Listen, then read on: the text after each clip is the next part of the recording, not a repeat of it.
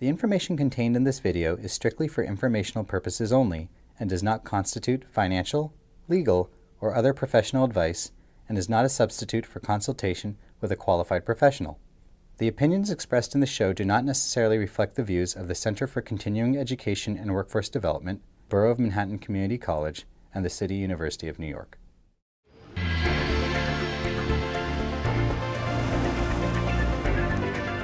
State of Mind is a web-based discussion program that explores the relevant social, economic, and political issues that are prominent at the post-secondary level of education. State of Mind is sponsored by the Center for Continuing Education and Workforce Development at the Borough of Manhattan Community College. BMCC. Start here, go anywhere. Hello ladies and gentlemen, I'm Krishna C. Nadella, and this is State of Mind. Wrapping up our Buddy Can You Spare a Job series, today's topic is about the millennial generation, boomeranging and underemployed. This past summer, Adam Davidson wrote an enlightening piece for the New York Times entitled, "It's Official, the Boomerang Kids Won't Leave." To clarify, the boomerang generation is a term applied to the current generation of millennials, so named for the frequency with which they choose to cohabitate with their parents after a brief period of living on their own, thus boomeranging back to their place of origin. As the economy and job market continues to slowly inch its way back to respectability, more and more millennials are finding themselves in jobs not commensurate with their education, effectively making them underemployed. This begs the question that students, parents, faculty, administration, and society as a whole needs to ask: are we facing the possibility of a lost generation? Back with us a final time to help better understand the various perspectives on the topic are the following guests: Sarah Lovenheim from the Young Invincibles, Dean Christian Brady for the Shire Honors College at Penn State University. Sarah, Dean Brady, thank you once again. Thank you. Krishna, you know what you call a boomerang that doesn't work? What's that? A stick. Well, good joke. Actually caught me speechless for once. That's actually well played. So with that, let's take an interesting approach to this show. You guys both come from different backgrounds and different generations. I'm going to leave this one open-ended. What do we make of the plight of the millennials? Sure. I'd like to kick it off, Please. being a millennial myself. Sure. Just to clarify, again, the millennial generation comprises of young people who are between the ages of 18 and 34 years old. What we're seeing today is that millennials are doing everything right. Everything they've been told is part of the American dream. They're going to pursue that higher education. They're taking out student loans so they can invest in even higher degrees than ever before, you know, those more advanced levels beyond the college level that are so necessary for so many jobs today. And yet they're facing a really tough economy. It all stems back to the Great Recession 5 years ago, and unfortunately our generation is experiencing the most severe consequences from that Great Recession still today. You hit on unemployment. Just to reiterate, the unemployment rate for young adults hovers around 8% right now. Mm-hmm. But of course, there are disparities when you look at different demographics of millennials. So young Black adults and young Latino adults are facing higher unemployment rates, sometimes 3 times the unemployment rate for young adults at large, which is really disturbing. Mm-hmm. But again, millennials are doing everything right, and they're just facing a tough job market. Dean Brady, from your perspective in academia and administration? Oh, well, from that perspective in particular, I mean, I think that you're certainly right. The students that we see coming through, they're incredibly hardworking. They come with certainly a general spirit of entrepreneurship. It's sort of the zeitgeist of the time is to get out there and create and find new things, new niches in markets and so forth. I wonder a little bit. We talk about the plight of the millennials. I mean, every generation has their challenges, mm-hmm. Which is not to diminish what your generation is going through now, Sarah. But just to say that while every generation has their challenges, every generation also is slightly different, slightly unique. Mm-hmm. So there is a very different kind of economy out here now, and it does take society. It takes all the institutions a little while to change gears. The markets change a lot faster than the institutions can, and I think that's the other aspect. There's no denying that the recession has had its massive impact. Mm-hmm. Now we're just all trying to figure out where do we go from here, and it is this generation. The generations coming out of high school and college right now, they're the ones who are caught in this transition, and I would say, nobody does everything right, But what I would say is what the millennials are bringing is a kind of energy that we haven't seen in a long, long time. And that's incredibly encouraging. Excellent. I just want to point you to a few trends that we're seeing right now in the job market for the millennial generation. At Young Invincibles, we're studying the workforce trends. And what we're finding is that right now, 1 in 4 working millennials has a part-time job. Okay. And that's going to have huge ramifications in the long term for millennials and their financial security. They have part-time jobs because the workforce is changing, because we're still facing the ripple effect of the Great Recession. And again, sure, you can say it's unfair to generalize that millennials are doing everything right, but they're certainly taking all of the steps that they're told to take before they hit post-secondary education. They're taking out loans to make an investment that they think should set them up for the long term, and they're not getting the return on that investment because it's a really tough economy.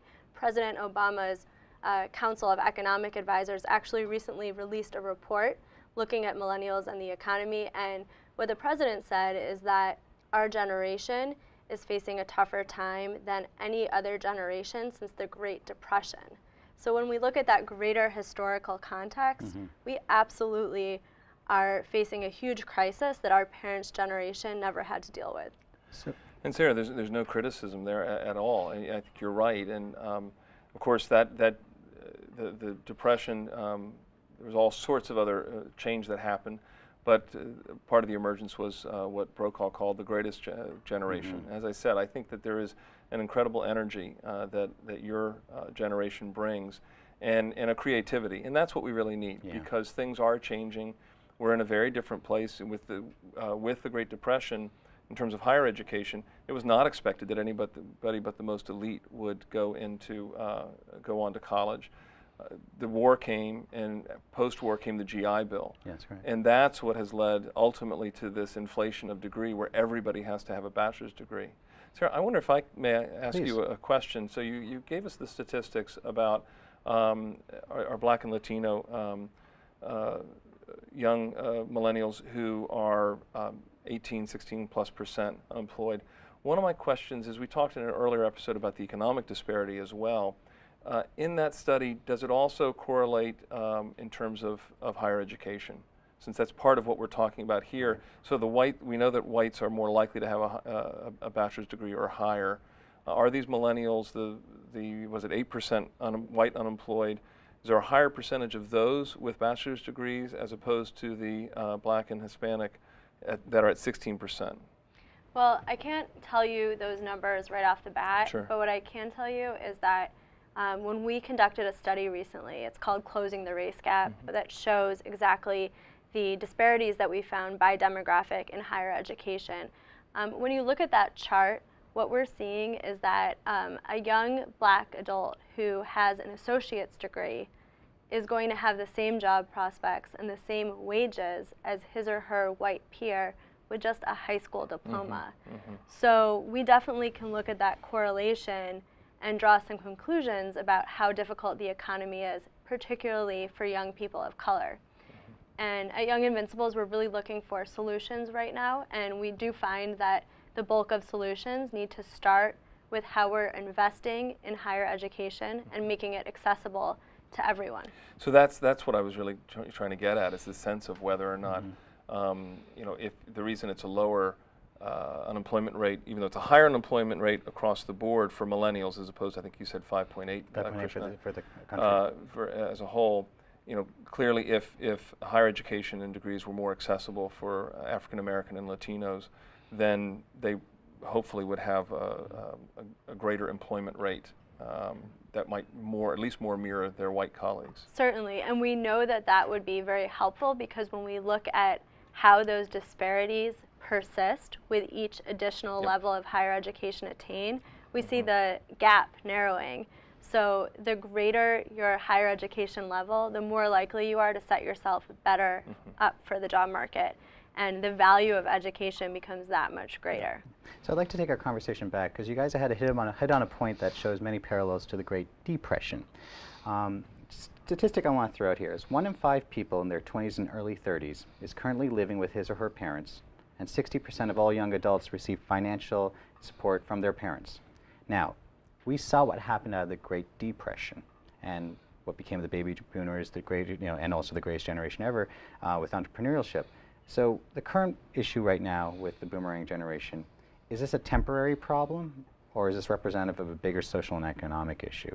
Is this something to look forward to, or is something to be concerned about, I guess is my question. Well, we certainly hope it's a temporary problem, speaking among millennials, but there's no way to really know right now. We know that young people are delaying important life decisions that used to be decisions made by a lot of young people in their 20s, such as buying a car or taking out a mortgage to make that first home purchase. Sure. Actually, the National Realtors Association put out a study recently that showed that of first-time home buyers, the majority said they had delayed that decision by years because of the student loan debt our generation is carrying today.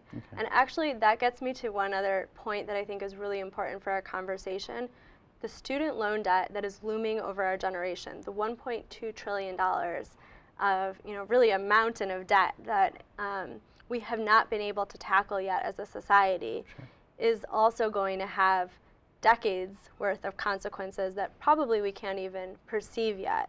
But certainly delaying buying a car, buying a home, and also marriage is going to have some long-term consequences that I don't know how many other generations have ever faced. So it's not just an economic issue, it's a social issue as well. It is. Well, when you think about the social issues, while the marriage demographics are different than they were in the era of the Great Depression, in the Great Depression, families tended to stay in closer location, and they may not have been in the same household, but they might have been on the same compound, or they might have divided their farm when more people lived rurally. So as Sarah said, it's impossible to know what the future may hold. It may simply be a kind of shift that's not necessarily a bad thing. Housing doesn't need to ever be expanding. Sure. My wife and I didn't purchase our first home until we were in our 30s.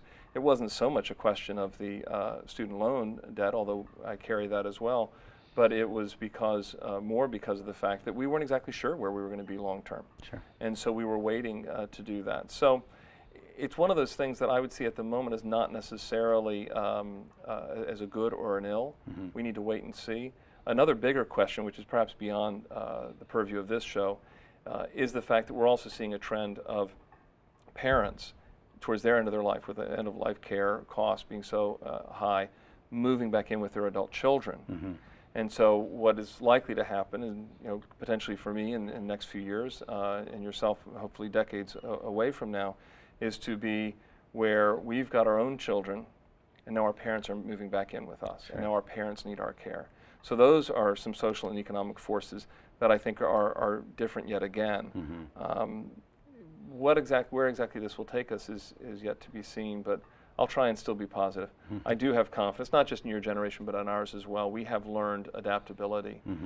I think one of the challenges, one of the frustrations I have with surveys and polls is we see these things as very stark and black and white, when the reality is, we're going to respond. We're going to respond to these issues and these pressures. We need policies, we need proposals, but we also don't need to panic. Right. So I want to talk about the concept of boomeranging, because I think it's very one-sided in terms of its view in society.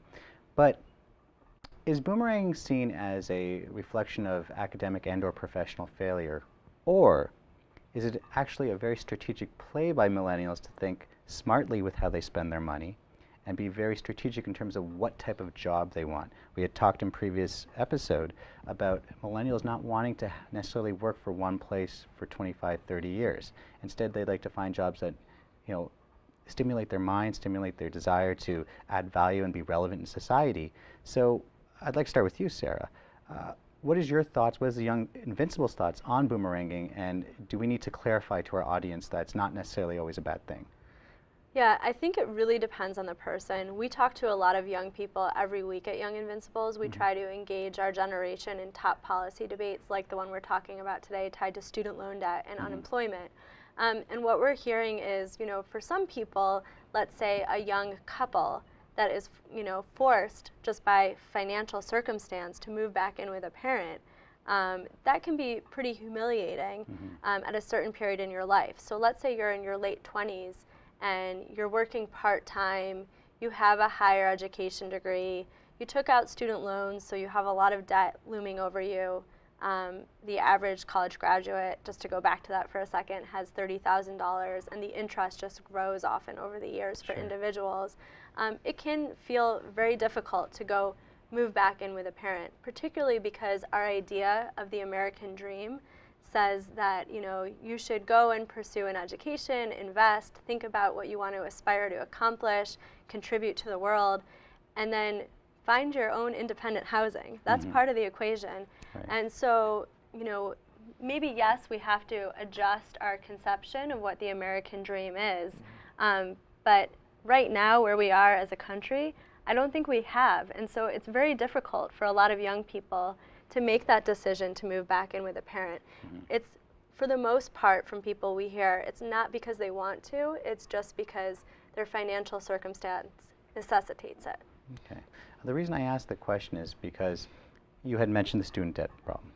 It would seem from a strategic standpoint, it would make more sense to move back home, not pay for rent, not pay for expenses that can be avoided, start paying off that student loan, start reevaluating and repositioning for a job, and being able to at least have the comfort of some sort of a safety net. You talked about that yourself, Dean Brady, with families moving closer together prior to the episode. But at the same time, what is the return on investment for a student to go out into the workplace, try to be independent, but at the same time hemorrhaging money month after month, and ultimately really setting themselves up for failure? Are we seeing a change socially towards being smarter with how we spend our money, and maybe this, this new paradigm of living at home is actually not that uncommon as we think it is in terms of a societal standpoint? This is Sarah's area. I would just say that it doesn't have to be an either or. Yeah. I mean, they could be embarrassed and not happy to have to move in back home, but still making the smart financial decision. Sure. And I do think, thinking back to our last episode, we talked about prospective students being well educated. Many of us went into our student debt without having a clue about it in the 90s and 80s. I think your generation is much more aware. While they're taking out the debt, they're also much more aware of that and the responsibilities that they're taking on. At least it's on the outside, even if the details aren't always there. So it could be, perhaps, don't you think, that it could be both, where they're not thrilled about moving back in with mom and dad, but they're willing to do it because they're trying to make the smart financial decision. Sure. So financial security is definitely something that's on the minds of a lot of college graduates today, again, because it has to be with all of the student loan debt that we carry. But I think, most individuals would like to be able to pursue jobs that are interesting to them, and that often involves moving to different parts of the country. Right. So if you're forced to move back in with a parent because of your economic position, you lack the flexibility to really be as competitive as most millennials are required to be for today's job market. Sure. So, to that token, we really do hear from a lot of young people at college campus listening tours that we hold across the country, for example, that they're not necessarily obsessed with making as much money as possible out of any job, but financial security is important, and they still value that independence too. Okay. So it's just really hard phenomena right now, and we don't know what the long-term impact will be, but we certainly expect with, there being so many millions, tens of millions of student loan borrowers today, that those same student loan borrowers are going to be people who are still suffering the consequences, again, of the Great Recession, probably 30 or 40 years from now. All right, so let's talk about that. Go ahead, Dean Brady, if you want to. I was going to ask, do you think, Sarah, that any of it could be a little bit a question of not quite instant gratification, but wanting things to be accelerated? So, for example, as I said, we didn't buy a house for quite a while, and it used to be that you didn't buy a house until you had a significant down payment. That part of the American dream has changed, and maybe is changing again. There's no doubt that the burden that's on here, but isn't there also a little bit? I certainly have seen in our students that they come in and they meet with successful alumni, and they think, "Oh, I want to be that way," and they don't realize how many, sometimes decades worth of hard work it takes to get there. Are we panicking too early? That's a great question. But I think the panic more stems, again, from financial circumstance than anything. So when you think about the fact that 1 in 5 young Black adults graduates from college without a job and faces unemployment, often for several months at a time, it's a very scary environment out there. And when you are jobless, you do have that inclination to want to get some sort of return for the investment Sure. you put in higher education, maybe even more quickly than if you had graduated from school and found a job pretty soon afterwards. So that could be a part of it. There's really no way to know exactly what the one factor is. It's probably a multitude, of course, of factors. But it's a really interesting question that we're studying very closely right now. And I think, you know, what we owe our generation, my generation, as a society, is some sort of policy solutions that we can put on the table. Again, there's no one recipe to change the economic climate that we're facing, but there are a lot of ways we could start taking steps to help the millennial generation. So let's take that topic of return on investment to another level. More than half of the millennials right now either unemployed or underemployed. And it's the underemployed that I'd like to stress a little bit of attention on. Is underemployed implies that they're taking a job that's not commensurate with their education, which is to say that this is not the job that ultimately will lead to their professional and personal dreams. The longer they stay in those jobs, the harder it is to eventually get back on track, so to speak, and there's always a new generation right behind them that will be putting the pressure on them. Not to speak gloom and doom, but are we concerned at all about a potential lost generation that will never be able to truly get back on track 20, 30 years from now, and will always be a step behind where they should have been if you looked at original economic charts and forecasts? Well, at Young Invincibles, we are not too concerned about that, only because of the spirit of millennials today. So many young people we talk to are actually very optimistic about their career prospects, despite the economic climate. And we're also very entrepreneurial in how we think about applying our skills to the workforce. Again, a lot of this goes back to technology. There could be some sort of technological divide between how some millennials fare in the job market versus others. So in other words, young people who grew up with technology and, you know, perhaps lived in more urban environments could have a leg up. Sure. Whereas folks from more rural societies or low-income communities without that access to technology might have a tougher time in the long term. But we don't know yet. We're only 5 years out of the recession. So if we look at this chart, you can see that right now the field of leisure and hospitality is actually a growing field for millennials. However, you could also argue that that is disturbing because those are some of the most, you know, that field hosts many of the more low-paying jobs in our country. But if you look at that chart and you're a young person and you're trying to think about what type of work to pursue, you can also see that the healthcare industry is growing, and certainly a lot of jobs such as, let's say if you choose to become a nurse, those are going to be jobs that are very stable for the long term. And then you look at the chart and you see that the construction and manufacturing industries, and actually also the financial sector, are not great industries right now for the millennial generation. If you sort of pick and choose the direction you want to take based on just the trends we're seeing in today's economic climate, you might be setting yourself up for better prospects in the future. Sure. Dean Brady, you speak with students every day at Penn State University. Has the mindset and the makeup of today's millennials changed much from what we've seen in Generation X and before? Is it really just a different time but same themes and same concepts? I think the latter is correct, which is not necessarily a good or a bad thing. When you're in the moment, when you're in college, it is a combination. You're trying to be somewhat tactical, make the right decision in terms of majors to set yourself up for success.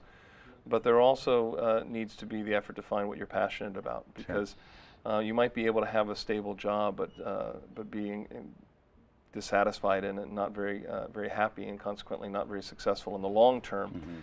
I think there is certainly 5 years ago and before, there was a lot of anxiety about the job placement. We saw a rush into business fields. Interesting that your chart shows that on the decline. Certainly STEM fields have seen an increase as a result. So we see a lot of many more students going to science, technology, engineering, and math, because those seem to be more stable jobs and higher paying. We haven't seen a huge decline in liberal arts and some of the other areas that are more open. We actually have seen an increase in hospitality, which I think, Krishna, you can tell us, but usually an increase in hospitality is a good thing for the economy as a whole. Absolutely. It suggests we've got expendable income and so forth. So the students are bullish, as Mr. Schreier would say, on the prospects. They are looking towards the future, but they're, as I said earlier, I think they're doing it in a savvier way than ever.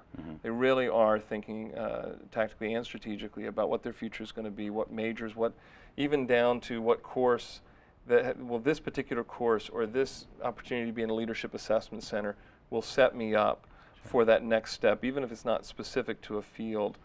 So I think there's a lot more intentionality now than there has been in the past, and I think that's a good thing, regardless of the economic prospects. I want to give you a quick example of a young man we spoke to just recently. His name is Chris, and he's from Missouri, and he went to a state school, and he studied to get his nursing degree ultimately. And then when he got his nursing degree, he decided he also should get his degree in anesthesiology so that he could set himself up even better for that growing health field that we talked about earlier.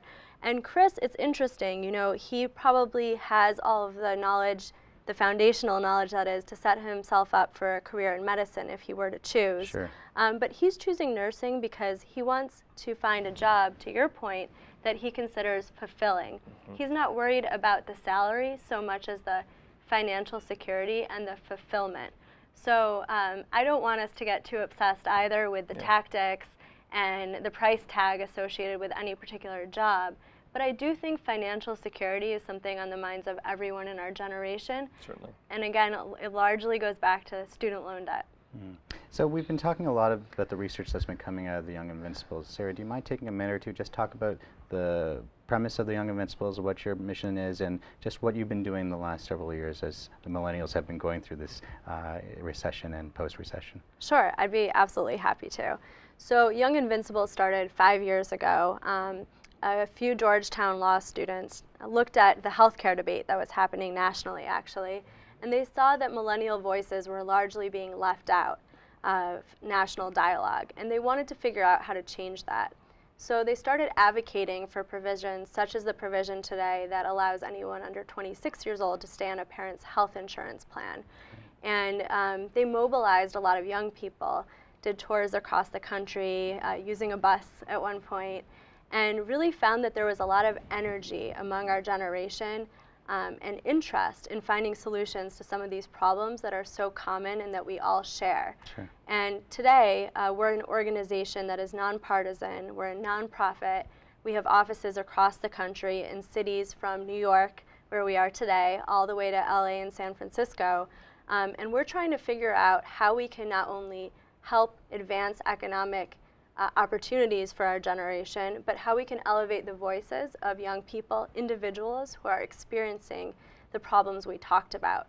Because too often lawmakers, and I know this from working on the Hill, don't always hear from the young people who are facing the plight of today's economy. And we believe at Young Invincibles, by making everyone's voice heard, we'll be able to not only advance some of these solutions, but create a national dialogue that speaks to us as a generation. Excellent. So it's work by the millennials for the millennials, correct? Exactly. Excellent. Well, I don't think we necessarily solved the millennial problem by any means, but I don't necessarily think that we've done enough to put them in a position to think that they're not going to be able to figure this out. As they say, I think the kids are all right. So with that note, Sarah, Dean Brady, thank you again for your time, and really appreciate you with this, being here with us for this topic. Thank you so much. On that note, that'll wrap up our show for today. Once again, I'd like to thank our guests for their unique perspectives. If you like what you saw on today's show, please reach out to us and subscribe to our YouTube channel. If you have any questions, comments, or feedback for myself, please don't hesitate to reach out to me via email or Twitter. Ladies and gentlemen, once again, thank you so much for joining us. And remember, every life is a book. Make yours a bestseller. Have a good night.